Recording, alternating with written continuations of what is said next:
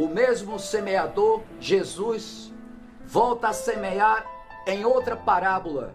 A semente é uma só, a palavra de Deus. Mas os solos são diferentes e dão resultado tanto falso como verdadeiro. Agora o semeador semeia uma semente que revela ser trigo, e o inimigo planta uma erva daninha muito parecida com o trigo. Estamos falando daqueles que são verdadeiros e falsos na esfera do reino dos céus. O reino dos céus não é a igreja, mas a esfera dos que professam crer em Jesus, sejam eles genuínos ou não. A igreja não existia quando Jesus contou uma parábola, e só seria formada após sua morte e ressurreição. Leia o capítulo 2 de Atos para entender. No campo que é o mundo, há falsos e verdadeiros, mas na igreja, que é o corpo de Cristo, o conjunto dos que foram salvos por ele, todos são genuínos. Quando falo igreja, não estou falando das organizações ou denominações que os homens chamam de igreja.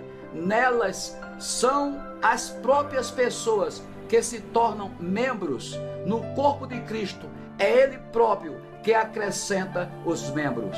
Se você aprendeu teoria dos conjuntos, vai entender que a igreja é um subconjunto de um conjunto maior chamado cristandade. A esfera dos cristãos que professam, sejam eles joio ou trigo. O semeador da parábola semeia a boa semente no mundo. O inimigo vem e semeia o joio, a erva daninha.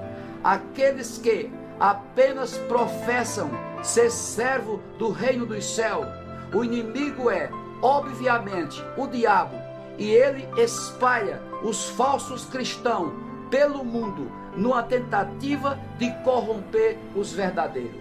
Não há como arrancar o joio.